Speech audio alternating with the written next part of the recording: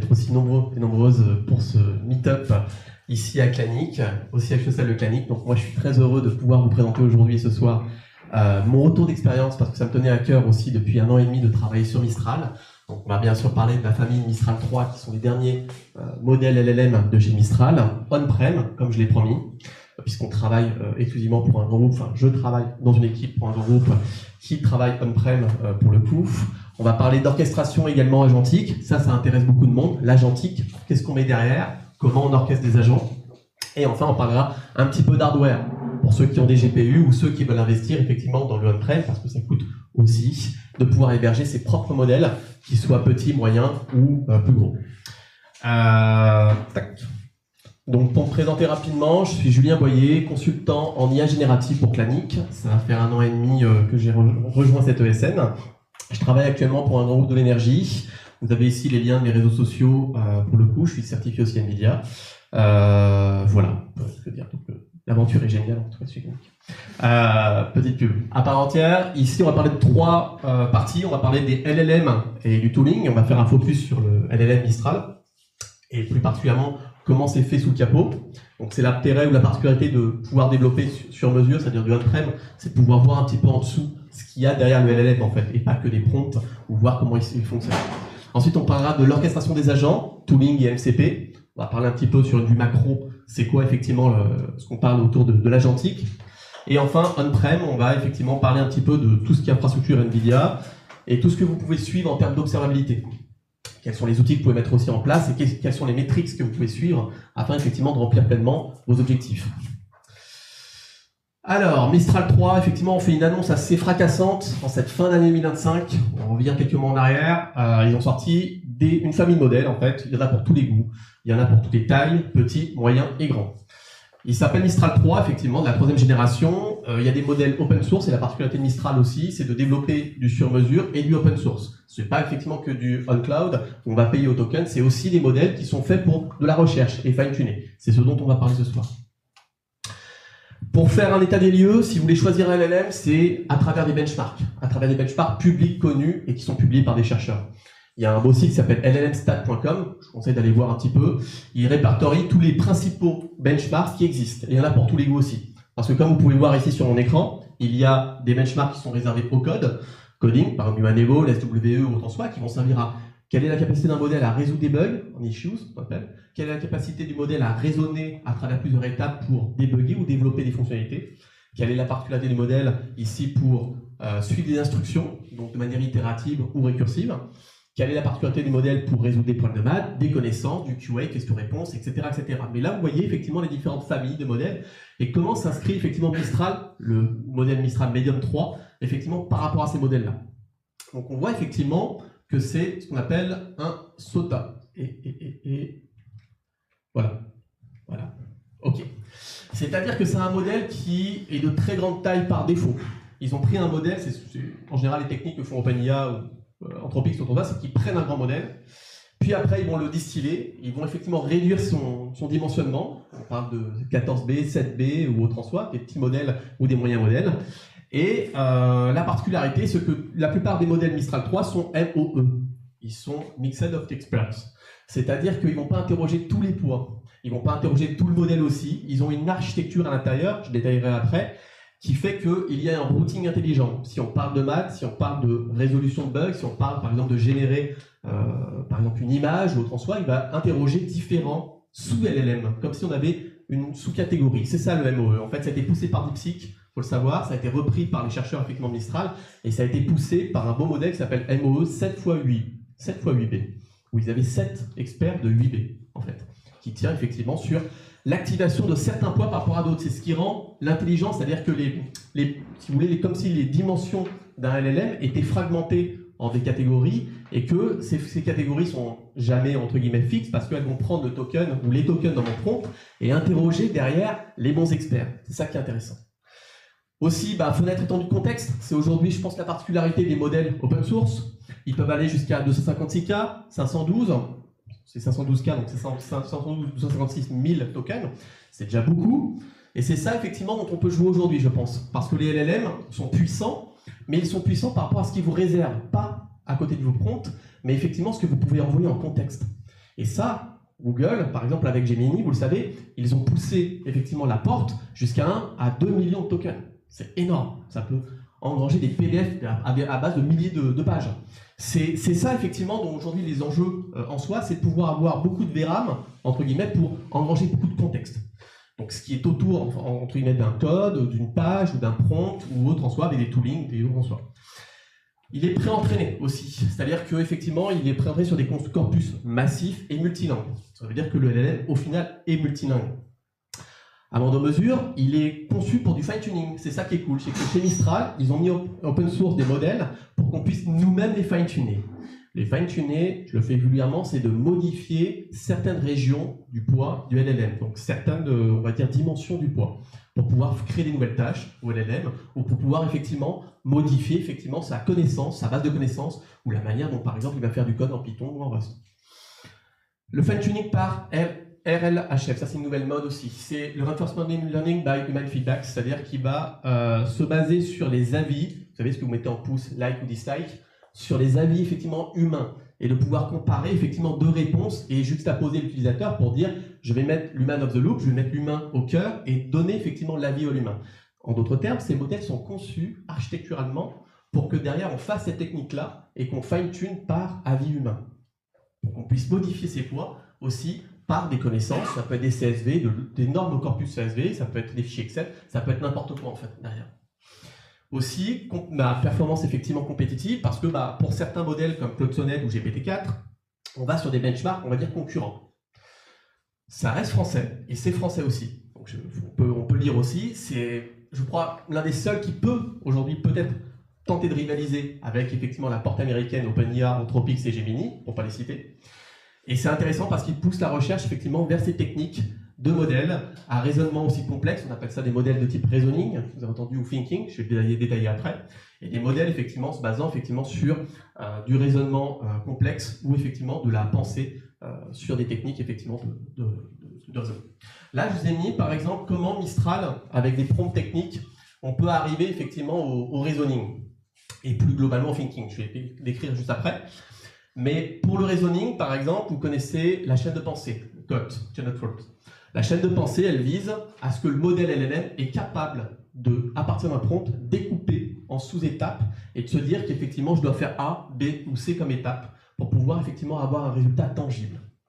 Donc, effectivement, le reasoning peut passer par cette technique de prompt, peut passer aussi par des techniques comme le vote majoritaire, aussi à base de Chain of Thought, on appelle un arbre aussi de chaîne de pensée, ici, qui est un peu en dessous, et qui va pouvoir ici voter quelle est effectivement la succession, le workflow d'étapes qui est le mieux, effectivement, pour répondre à une réponse finale. Et on peut imaginer une boucle qui revient par l'human feedback, c'est se dire, cette réponse, en fait, elle est mieux sur le modèle de reasoning numéro 2 ou numéro 1, en fonction, effectivement, de l'appréciation humaine.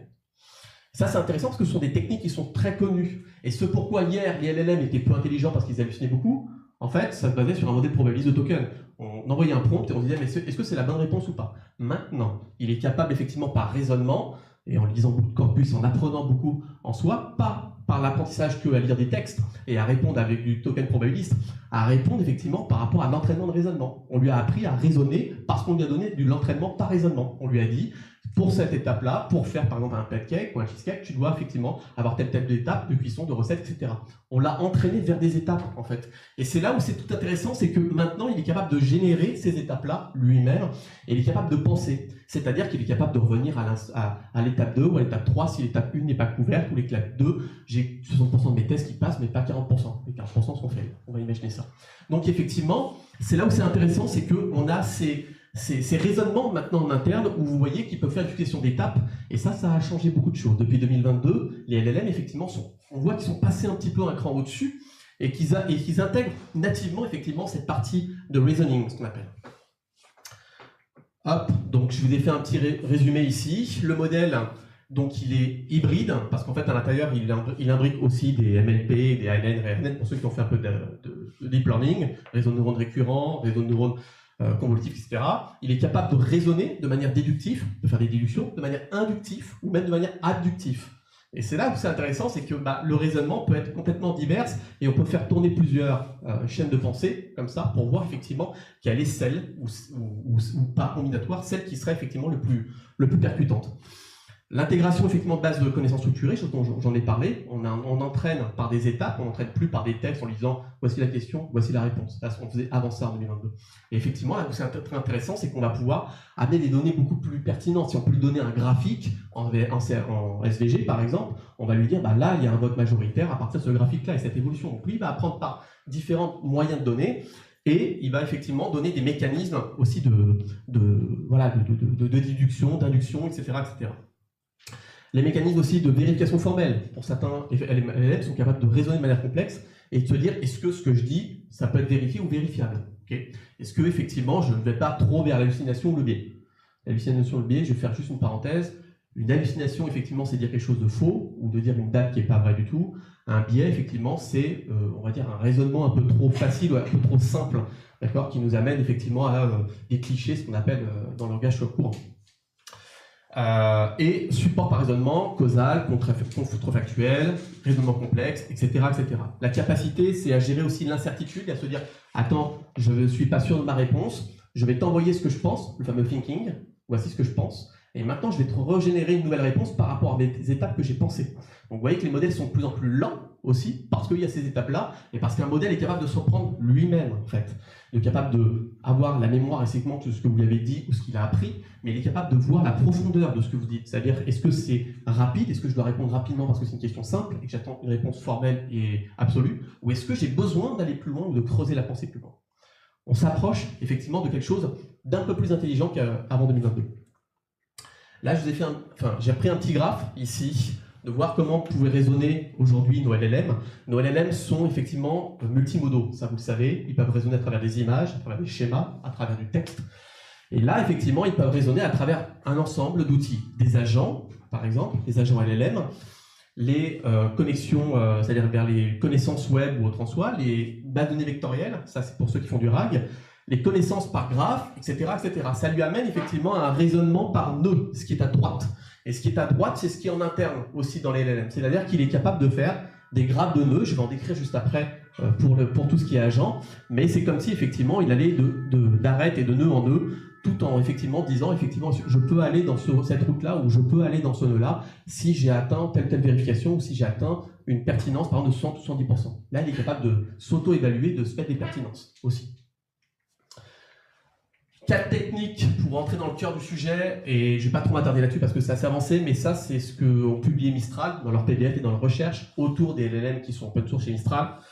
Les 4 techniques les plus connues chez Mistral, ça a été le GQA qui a été avancé. Ils ont réduit en fait l'attention par groupe et par page intention, flat attention. Alors pour la faire courte, en fait, dans un prompt, ça peut être long parce qu'il y a du contexte derrière, mais il va mettre ce qu'on appelle des mécanismes d'attention. Je ne vais pas vous l'expliquer ce soir, rentrer trop dans l'architecture Transformers, mais en gros, c'est quelle est dans ma phrase quand j'ai dit hier soir, j'étais au théâtre à Lyon, j'ai vu une belle pièce, quels sont en fait les mots les plus pertinents et quelles sont leurs relations. En fait, c'est pièce et théâtre. Et la pièce, c'est pas une pièce de monnaie, c'est une pièce de théâtre.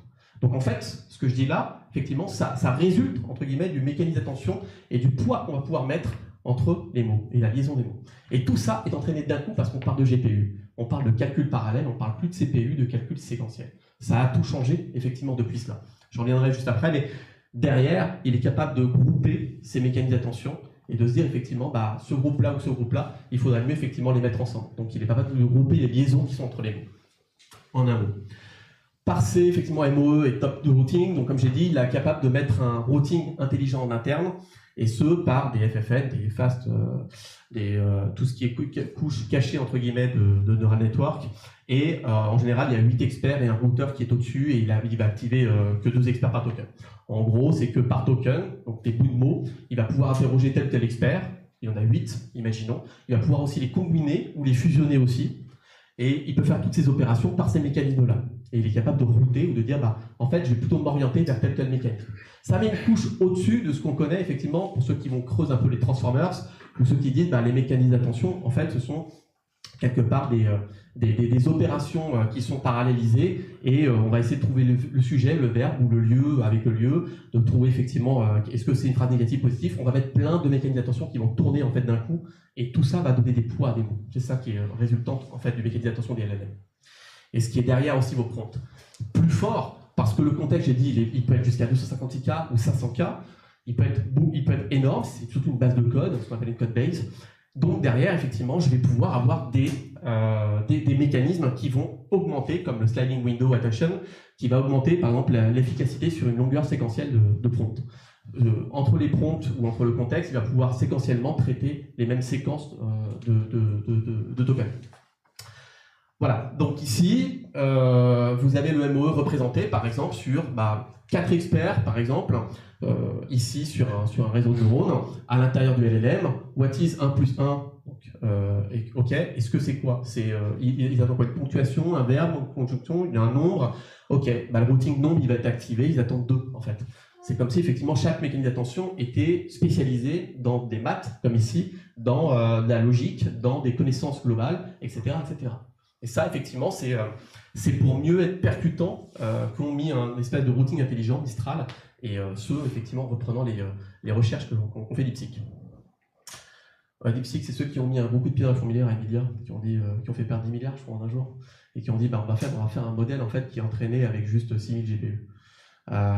Et ils ont réussi leur pari, en fait. C'est le fameux DeepSeek R1, je pense que vous avez tous vu l'actualité, quand Nvidia a perdu beaucoup en un jour. C'est qu'en fait, effectivement, ils ont mis une nouvelle architecture en place et quelque chose, effectivement, qui n'existait pas au niveau de ça. Mistral Vibe, pour sortir un peu de nouveautés, je crois que la grosse nouveauté, c'est les TUI. Vous avez entendu parler de ce mot-là? Terminal User Interface. C'est le nouveau web, entre guillemets. Je le dis sans exagérer, parce qu'effectivement, bon, c'est propre aux développeurs, certes, ou propre aux DevOps, ou les métiers, effectivement, comme ça, mais je peux en lancer des tâches de fond, comme ça, dans mon Windows, et faire tourner des choses, et qui reviennent, effectivement, quand il aura terminé. Et ces TUI, je vous donne un exemple de librairie qui s'appelle Ink, elles sont téléchargeables à plus de 2 millions par semaine. C'est énorme. Allez voir NPM, Ink, c'est téléchargeable à 2 millions par semaine, c'est ce qui tourne dans Cloud Code, Gemini ou au Transform. Et c'est Terminal User Interface. Mistral en a fait une qui s'appelle Mistral Vibe. On est dans l'ère du vibe coding, effectivement, où on va avoir des terminaux qui vont tourner en dehors de mon IDE, qui peuvent tourner, qui peuvent aussi avoir l'intelligence de tourner sur des commandes système ou autant soit. Donc ça met effectivement aussi des failles de sécurité, certes, mais effectivement, dans cette ère-là, on a ces outils-là qui sont développés par Mistral, en partie. Pour tout ce qui est agentique, vous avez entendu parler des MCP, je pense l'année dernière, c'est Anthropic qui l'a sorti. Les MCP, c'est un moyen juste de connecter n'importe quel outil avec des API de manière uniforme, modèle, contexte, protocole. C'est-à-dire qu'ils ont sorti un outil qui va me permettre de connecter à mon Slack, mon Notion, mon Excel, mon Outlook, et n'importe quel outil en fait qui consommerait de l'API à effectivement ce qu'on appelle des tooling, des tools dans les MCP, à des fonctions qui vont s'exécuter de la même manière avec un protocole JSON RPC. En fait, derrière, effectivement, le MCP, il y a des milliers d'MCP, même des dizaines de milliers d'MCP qui existent, parce qu'on a trouvé un moyen de uniformiser la connaissance, c'est-à-dire le LLM, et les outils qui gravitent autour. Donc c'est les MCP, je pense que la plupart peut-être en consomment, en connaissance effectivement de certains MCP.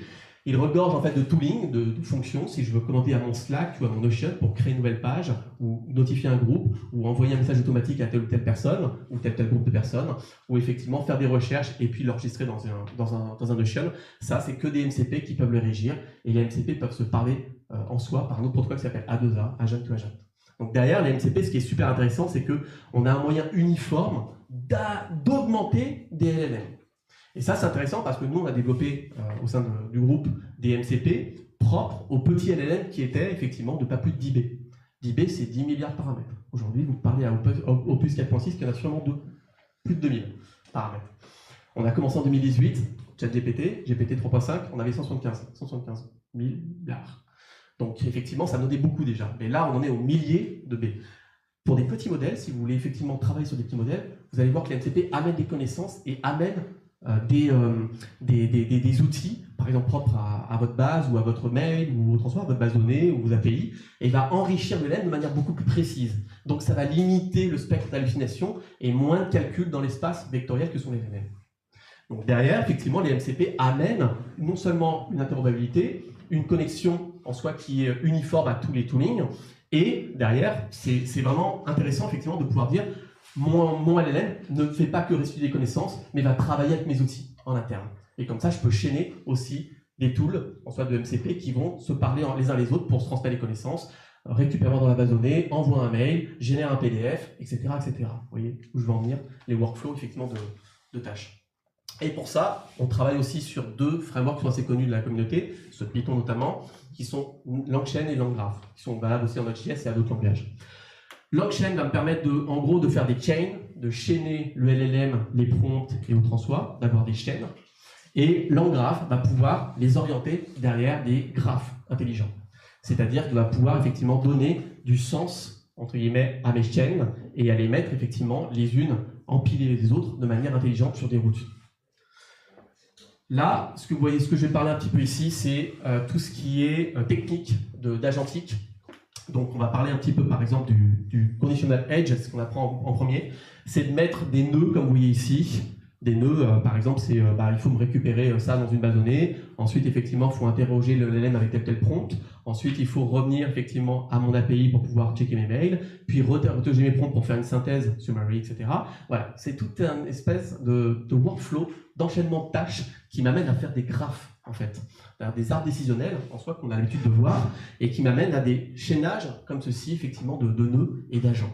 Donc la première chose, c'est conditional edge, c'est-à-dire est-ce qu'on va dans tel ou tel nœud selon des conditions, selon effectivement s'il a synthétisé son prompt et qu'il parle par exemple de météo, ou il a synthétisé son prompt et il parle de code, en fait. Donc on va effectivement interroger tel nœud dans mon graphe. Ensuite, on a ce fameux design pattern que j'adore, en fait, ça s'appelle React Pattern. Si vous faites de l'agentique, vous allez entendre parler forcément de ce design pattern. Ça permet de prendre deux LLM, un qui va raisonner, qui va regarder ce que fait l'autre, et un autre qui va faire le acting. Rethink and acting.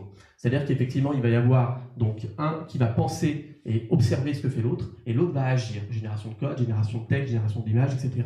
Et cette combinaison de deux LLM entre eux, elle est assez faite en fait dans tout ce qui est agentique, et va permettre effectivement, dans la partie React, de pouvoir penser, interroger des tools, etc., et donner les connaissances qu'il faut effectivement à celui qui est en dessous, qui va permettre de acting, qui va permettre de générer de l'observabilité, enfin de générer par exemple du code, connaissances, etc., etc. Donc ce design pattern, React Pattern, est assez connu. L'autre design pattern, c'est du man of the loop. Ici, dans mon nœud ou dans mon graphe, je vais pouvoir mettre à un moment donné, j'attends une validation humaine. Oui, pour des rapports médicaux ou pour des choses effectivement assez de conséquences. Je vais pouvoir avoir une validation humaine. C'est ce qu'on a aujourd'hui dans Copilot. Hein. Il ne fait pas que du code ou cracher une réponse avec plein de modifications de fichiers. Il va interroger, est-ce que vous voulez être en route? Est-ce que vous voulez avoir des super admin? Est-ce que vous voulez que j'interroge par exemple vos PDF? Est-ce que vous voulez ramener du code de telle API? Voilà, on va interroger l'humain en fait pour confirmer des réponses, pour avancer dans le graphe. Et ça s'appelle l'human in the loop. Et ça, c'est super important aussi. Donc on met quand même l'humain en soi, ce n'est pas automatique, c'est semi-automatique, mais de manière intelligente, on arrive à faire des graphes assez responsables avec l'human in the loop. Vous avez entendu parler aussi de la mémoire courte ou la mémoire longue. C'est un peu comme ce qu'on a aussi en matière grise. C'est-à-dire qu'on va mémoriser des choses, donc je dis là un peu rapidement, soit de manière intense, on va dire flash, et puis il y a la mémoire longue. La mémoire courte va servir d'enregistrer des messages dans une conversation, typiquement, pour avoir un flux, d'accord, et ramener tout ce contexte dont je parlais tout à l'heure vers tous les messages qu'il a déjà envoyés pour le LLM et une connaissance. Il va faire jouer effectivement le React et tout ce que j'en ai parlé. Et long-term memory, c'est effectivement la mémoire entre les threads, entre mes discussions. Je vais pouvoir avoir de la mémoire et savoir effectivement si le LLM doit revenir à une réponse passée ou autre en soi, ça lui servira de guideline. Donc derrière, on a ces deux concepts, long, short-time memory, qui sont à implémenter dans nos workflows d'agents. Et les techniques de RAG sont très connues, sont ultra connues, mais j'en fais quand même un rappel. Le RAG, je pense que tout le monde a entendu parler. Retrieval Augmented Generation, excusez-moi pour l'anglais. C'est les tokens, en fait, entre guillemets, augmentés par effectivement le retrieval, par ce qu'on va pouvoir retrouver. Ça peut être des PDF, ça peut être des présentations, ça peut être des CSV, etc. On va lui donner à manger, en fait, à côté du LLM. On va en faire une base donnée, ce qu'on appelle une base donnée vectorielle. On va donc encoder les données pour discuter au LLM directement. Et ça, c'est intéressant parce qu'on ne mange pas trop de contexte. Et on va directement, effectivement, discuter avec comment discute le LLM en embedding, en fait, en vecteur 1.0. Donc derrière, effectivement, ces techniques de RAG où on met à disposition de documents nous servent à préciser et surtout à éviter l'hallucination et à être plus précis dans mon LLM. Des techniques de RAG ont été évoluées, par exemple, pour pouvoir résumer, fusionner ici plusieurs routes ou plusieurs raisonnements ou plusieurs réponses, surtout plusieurs réponses, ou re-ranker, c'est-à-dire réévaluer est-ce que les documents que j'ai pris ou que l'LM a pris, est-ce qu'ils sont pertinents ou est-ce qu'il faudrait faire plus large ou étendre plus largement le nombre de documents récupérés par le LLM. Parce que ce qu'il fait, c'est qu'il va voir votre prompt, il va dire bah, c'est tel document avec tel passage, chunk, ça s'appelle, qui sont les plus pertinents. Donc ce qu'on appelle les cas plus proches voisins. Donc il va effectivement dire ça, et je vais prendre ces 3 ou 5 documents et je vais alimenter son prompt avec ces documents-là, ce qui va donner plus de contexte. C'est ça ce qui se passe au niveau du RAG. Mais en fait derrière, il va pouvoir évaluer, résumer ou réévaluer s'il a besoin de chercher plus de documents ou d'autres sources. Donc il y a plein de techniques de RAG comme ça, il y en a une dizaine à peu près qui sont connues, Naive RAG, Hybrid RAG, etc. Il est capable par exemple d'aller chercher dans une base de données, du champ lexical. Pour, par exemple, si vous parlez des choses vagues, il va ramener du champ lexical propre à ça, et il va réévaluer, il va refaire tourner le LLM, sans que vous voyez effectivement soi, pour effectivement avoir une pertinence de réponse plus précise. Voilà, il va pouvoir avoir tous ces design patterns, ce qu'on appelle, qui sont propres au RAG. Enfin, je pense que la grosse nouveauté, je l'ai vu sur Copilot arriver, on l'a vu sur Claude Code arriver, c'est le skill qui est sorti début de cette année. Les skills a inondé, je crois qu'il y en a 80 000 aujourd'hui. Les skills, c'est super intéressant parce que je vais pouvoir réutiliser les comportements et modifier les comportements du LLM, en fait, sans le fine-tuning, sans le modifier. C'est-à-dire de lui dire, bah, si tu dois faire un pancake, c'est comme ça que ça se passe. Il faut prendre tel ustensile, il faut effectivement telle technique, un peu de l'envers, etc., etc. Bah, lui, en fait, les skills, c'est pareil, il y a des skills pour du dev, du DevOps, du chef de projet, il y en a 80 000 aujourd'hui des skills, et c'est explosif. Parce que je vais pouvoir réutiliser ça dans mon Copilot, dans mon Claude Code, dans mon IDE, partout en fait. Et les skills, c'est de manière horizontale, la manière dont on crée des tâches. En fait, on lui montre comment on crée un pancake, comment on code en Python, comment on code n'importe quoi. Et lui, il va s'adapter et il va modifier comme si on lui donnait déjà effectivement à manger sans qu'on en ait besoin en fait. Et parce que lui, il va décider les skills en fait à prendre. C'est lui qui va décider quelles sont les routines, si vous voulez, ou quelles sont les actions à prendre dans vos skills. C'est lui qui va piocher après. Donc allez voir skill.sh pour ceux qui sont intéressés. J'ai beaucoup parlé, on arrive à la troisième partie, qui est on-premise, hardware, GPU. En fait, aujourd'hui, vous avez beaucoup d'architectures et beaucoup de GPU qui sont différents, les uns les autres. Vous avez déjà des GPU qui sont on-edge, donc pour ça, vous avez des vous avez déjà vu les mini PC Nvidia sortis du G-Spark. Et les derniers mini PC qui arrivent maintenant dans vos studios, ça compte Mac Studio, c'est de la RAM unifiée. Il y a des choses qui sont en 128 Go en RAM et en VRAM, c'est super intéressant. Et puis il y a aussi Dell qui a lancé le XS10. Il y en a d'autres aussi qui arrivent sur le marché. Il y a aussi ces petits appareils. Je l'ai mis juste après, je crois. Voilà, c'est ce que j'ai chez moi. C'est un petit Nvidia Jensen Orin. Donc ça fait 8 ou 16 Go de VRAM. Vous avez un petit ordinateur comme ça ressemble à une Raspberry mais c'est un peu plus gros. Et il n'y a que de la VRAM pour lui faire manger effectivement des mini LLM, quantifiés bien sûr, parce qu'on ne peut pas faire tourner des gros LLM là-dessus. Et c'est pour de la robotique ou de l'automotive. Il l'utilise notamment dans des prototypes de construction automotive. J'arrive pas à revenir en dessous. J'aurais pas dû s'assier. Bon bah tant pis. Juste avant, il y avait juste un benchmark que je vais en parler en soi rapidement. C'est le choix en fait on-cloud ou on-edge. Mais on-edge va être intéressant parce que vous allez pouvoir miser sur des cartes graphiques petites, LT4, L4, donc en soi, moyenne, A100, grosse, H100, H200, B200, B300. C'est ce que vend Nvidia aujourd'hui aux entreprises. Ce sont des baies ou ce sont des racks de serveurs montés pour des LLM. Les LLM sont effectivement énergivores. On se retrouve avec du 24, 40, 80 Go de RAM. C'est assez colossal. Le prix aussi. Mais derrière, effectivement, ça vise à avoir des LLM de plus en plus puissants qui tournent au niveau de l'inférence et au niveau de l'entraînement. Ces serveurs-là, effectivement, ils ont des capacités après, comme j'ai dit, de mémoire, de cache, de plein de choses en soi. Mais c'est effectivement la nouvelle ère. On a connu l'ère du CPU, Intel, les P3, P4, vous vous souvenez, P5 et autres qui montaient le gigahertz jusqu'à ses lois physiques, jusqu'à 5 Go. Après, on a fait de l'hypertraining et du multicore. Maintenant, c'est l'ère un peu du GPU. Et c'est vrai, parce qu'on voit Nvidia, effectivement, avec son chiffre d'affaires aujourd'hui, c'est énorme. Mais c'est ce qu'ils vendent, en fait, derrière. C'est des architectures de plus en plus petites qui sont gravées à 2 nanomètres, quasiment, et qui, effectivement, offrent une puissance de calcul matricielle, c'est-à-dire tout en même temps, d'un coup, qui sont propres au LLM et qui les font tourner aujourd'hui.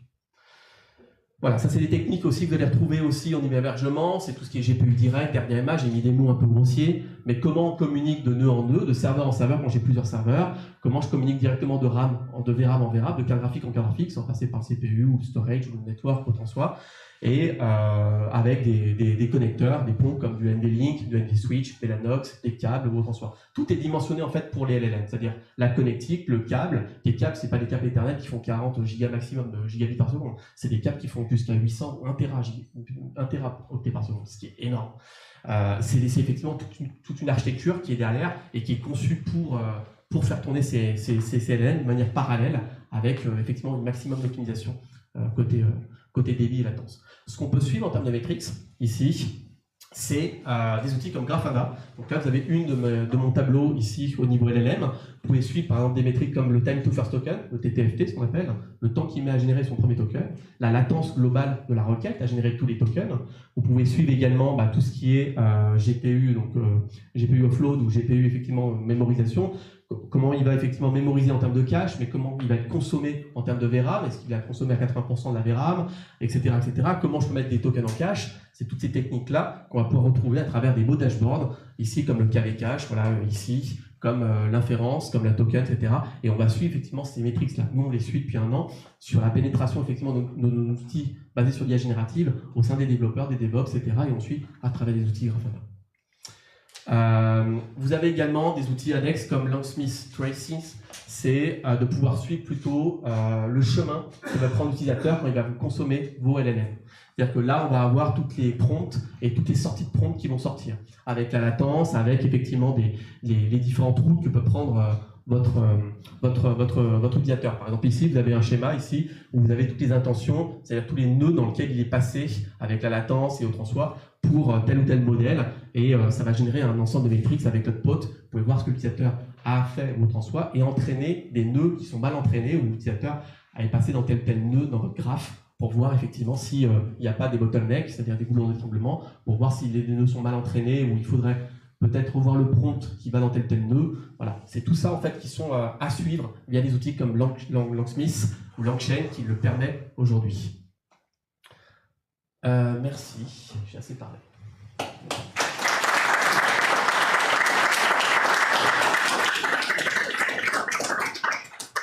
Et je suis disposé sur les questions.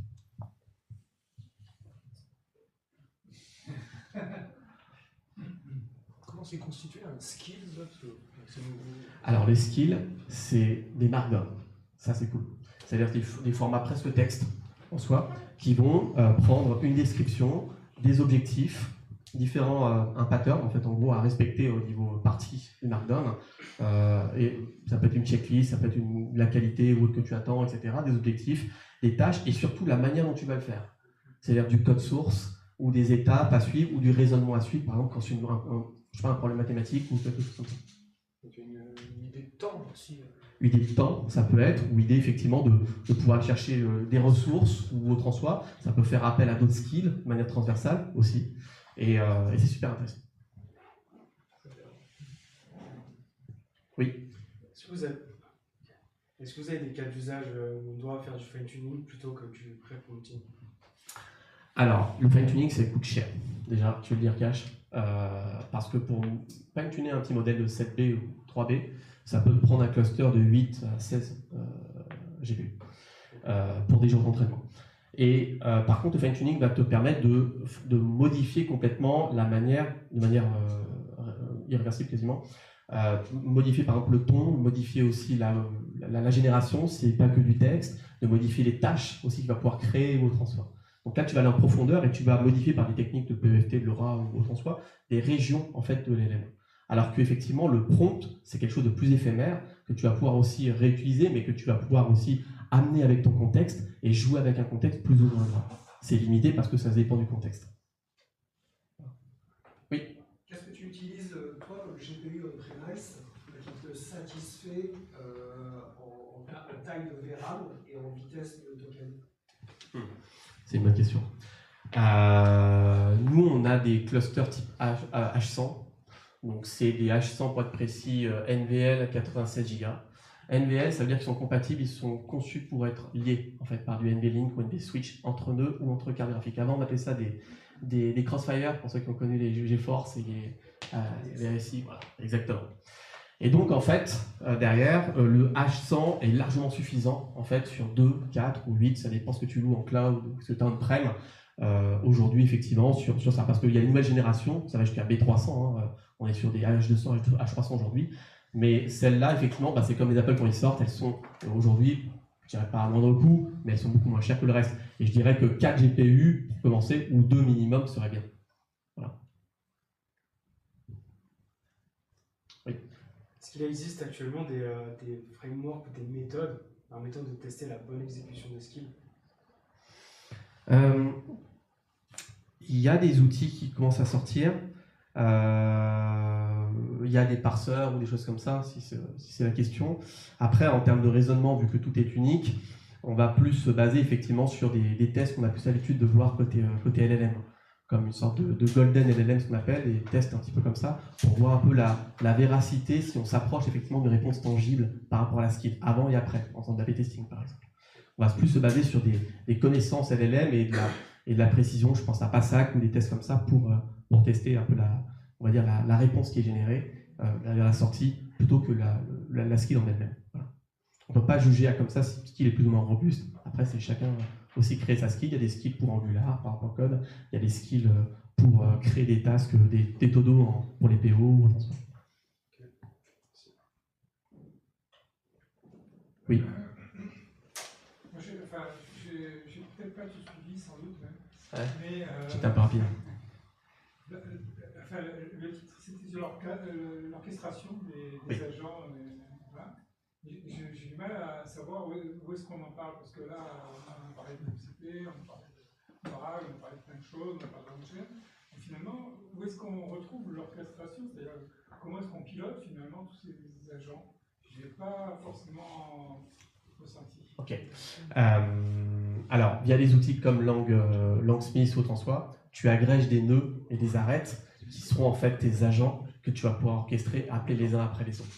Voilà. Après, tu as des design patterns, comme j'ai montré, celui de React, celui de Conditional, et en soi, qui sont des design patterns connus. Donc, tu vas pouvoir des techniques réutiliser entre les agents et orchestrer tes agents en fait comme tu veux. Voilà. Après, tu as des outils no-code ou low-code comme NVTen ou autres qui sont très connus. Voilà. Tu pourras aller moins en profondeur que des frameworks de code, comme j'ai pensé quand je parlais de LangGraph en soi, et des techniques en soi. Voilà. Nous, on utilise aussi des solutions on voit des idées d'agents qui pilotent d'autres agents, qui en lancent, etc. Tout ce genre de choses, c'est du LangChain. Voilà, ça, voilà, tu vois derrière, ça peut être du LangChain et du LangGraph qui va prendre des LangChain, les chains en soi. Ça peut être aussi d'autres outils qui servent effectivement à piloter. Il faut dire que chaque agent, c'est un nœud en fait.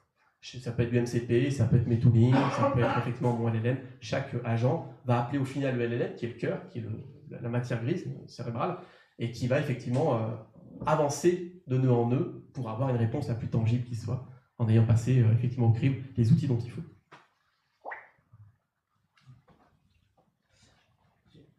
Sur des modèles mixture of experts, oui. Est-ce qu'on sait quelles sont les spécifications des experts en question? Alors ça, il faut regarder les PDF qui sont derrière, des PDF souvent scientifiques, parce que c'est des chercheurs qui les poussent à ce niveau-là d'architecture. Oui, on les sait parce qu'ils sont connus pour la plupart. Ceux de mathématiques, ils sont, c'est sûr. Ceux de QA, ils sont sûrs. Parce que derrière, les benchmarks aussi se basent sur ces experts-là pour savoir si le modèle, effectivement, est plus ou moins robuste dans telle ou telle matière. Voilà. Ils sont connus surtout par les PDF qui les accompagnent. Les PDF souvent scientifiques. Oui. J'ai une question, on en a parlé. Plutôt sur les coûts d'utiliser Mistral ou un LLM à son service. Ouais. Est-ce que ça vaut le coup en dehors de data privacy et tout ça? Est-ce qu'on n'a pas cette problématique-là? Est-ce que ça vaut le coup d'utiliser un Mistral en promise, sachant que d'utiliser l'API, ça coûte vraiment rien en fait? Oui, alors attends, bémol. Juste, ça coûte à l'entrée effectivement de faire du on-premise. Mais ça coûte la connaissance que tu as fine de faire ce qu'on appelle du FineOps, de minimiser jusqu'à la jet sonorine que j'ai montré la petite carte pour faire tenir des mini-modèles. Tu sais quelle puissance et quel computing il te faut derrière en termes de VRAM. Néanmoins, pour les tokens par seconde, je le vois aussi à travers un gros groupe qui a des licences, quelques copilotes autant soit, les modèles on-prem sont de plus en plus chers. Et c'est là où Microsoft a tout gagné quand il a racheté GitHub pour faire Copilot, au passage, c'est qu'il a mirroré ces modèles-là, et des fois les Opus 3.6, enfin 4.6.9 font x3, en termes de requête, en pondération x6 aussi, je vois arriver. C'est-à-dire que les coûts tokens vont devenir plus chers, et ils sont plus chers à l'entrée, ils sont plus chers à la sortie. À l'entrée, tu as le contexte, qui peut faire jusqu'à 1 million chez Gemini, et puis à la sortie 2.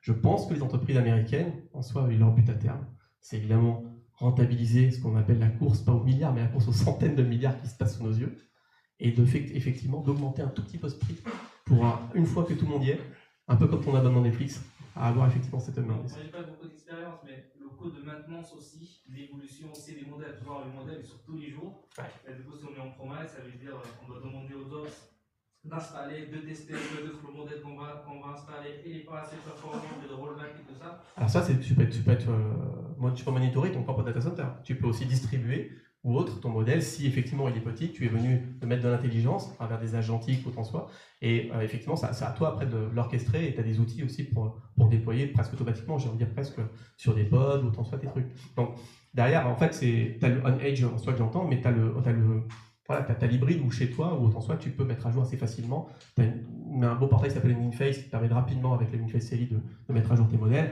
Au final, effectivement, c'est des modèles de plus en plus intelligents. Au début, on était arrivé vers saturation, vers des plus en plus gros. Je pense que le Ninface, et j'espère, ça va devenir de plus en plus on-edge. Apple avait fait le pari aussi avec Frenet de mettre ça sur iPhone. J'attends de voir ce qu'ils vont faire Apple Intelligence. Je crois qu'ils ont raté un peu le coche côté Apple IA générative. Par contre, en soi, oui, avec tout ce qui est bien cerclé. Par contre, effectivement, ce qui est sûr, c'est que les modèles sont de plus en plus intelligents, et surtout qu'ils vont porter de plus en plus sur le on-edge ou côté mobile. Notre question, sinon ça arrête là. Eh bien, merci à vous.